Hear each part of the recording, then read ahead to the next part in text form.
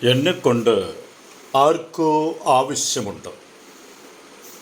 ഈശോയിൽ സ്നേഹമുള്ളവരെ, ആഗമന കാലത്തിൻ്റെ 3-ാം ദിനത്തിലേക്ക് പ്രവേശിച്ചിരിക്കുന്ന നമ്മെ സംബന്ധിച്ചിടത്തോളം ഈ ലോകത്ത് ദൈവത്താൽ അയക്കപ്പെട്ടിരിക്കുന്ന നാം ഓരോരുത്തരും ഒറ്റയ്ക്കല്ല, മറിച്ച്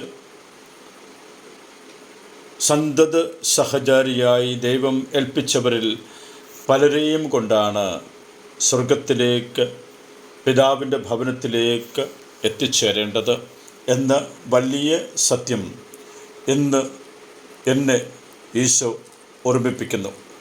മത്തായിയുടെ സുവിശേഷം 8-ാം അധ്യായത്തിൽ 6-ാമത്തെ വാക്യത്തിൽ ഇപ്രകാരം നമ്മൾ വായിക്കുന്നു: കർത്താവേ, എൻ്റെ ഭൃത്യൻ തളർവാദം പിടിപെട്ട് കഠിന വേദന അനുഭവിച്ച് വീട്ടിൽ കിടക്കുന്നു എന്ന് തൻ്റെ ഭൃത്യനെക്കുറിച്ച് യേശുവിനോട് പറയുവാനായി ഓടി വരുന്ന ഒരു ശതാധിപൻ. ശരിക്കും ആ ശതാധിപൻ അധികാരമുള്ളവനാണ്. ആ ശതാധിപന് സവിശേഷമായ ദാസന്മാരുണ്ട്. ശതാധിപൻ പറഞ്ഞതുപോലെ ചെയ്യുന്ന ഒട്ടനേകം പേര് അദ്ദേഹത്തിൻ്റെ പരിധിയിലുണ്ട്. എങ്കിലും ഈ ശതാധിപൻ തൻ്റെ ഭൃത്യന് വേണ്ടി ഓടിവന്ന് പ്രാർത്ഥിക്കുന്ന അല്ലെങ്കിൽ യാചിക്കുന്ന സ്വഭാവം എനിക്ക് വളരെ എൻ്റെ ജീവിതവുമായി ബന്ധപ്പെട്ട് സന്ദേശം നൽകുന്ന ഈ ആഗമനത്തിൽ ആഗതനാകുന്ന ക്രിസ്തുവിനെ സ്വീകരിക്കുന്നതിന് എനിക്ക് നൽകുന്ന ഒരു ഉൾക്കാഴ്ചയായി ഞാൻ മനസ്സിലാക്കുകയാണ്. ഇന്നത്തെ പ്രതിവചന സങ്കീർത്തനവും ബലിമധ്യേ നാം ധ്യാനിക്കുന്നത് 122-ാമത്തെ സങ്കീർത്തനത്തിലെ വചനം തന്നെയാണ്. കർത്താവിൻ്റെ ആലയത്തിലേക്ക് നമുക്ക് പോകാമെന്ന് അവർ പറഞ്ഞപ്പോൾ ഞാൻ സന്തോഷിച്ചു. കർത്താവിൻ്റെ ആലയത്തിലേക്കുള്ള ലക്ഷ്യവുമായിട്ടാണ് ഈ ലോകത്ത് ഞാൻ ആയിരിക്കുന്നത് എന്ന സത്യം ഒരിക്കൽ കൂടെ ഞാൻ ഓർക്കുമ്പോൾ, കർത്താവിൻ്റെ ആലയത്തിലേക്ക് പോകുന്നത് ഞാൻ ഒറ്റയ്ക്കല്ല, എന്നെ ഏൽപ്പിച്ച വ്യക്തികളെയും കൊണ്ടാണ്.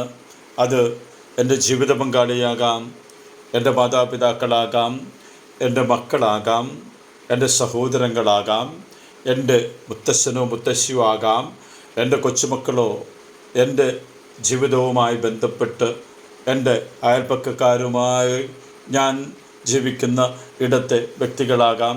എന്തിനേറെ ഞാൻ വഴിയോരത്ത് കാണുന്ന ഒരു സഹോദരൻ, ബസ് സ്റ്റോപ്പിൽ കാണുന്ന ഒരു സഹോദരൻ, എൻ്റെ യാത്രാമധ്യേ ഞാൻ കണ്ടുമുട്ടുന്നവരിൽ ചിലരുമാകാം.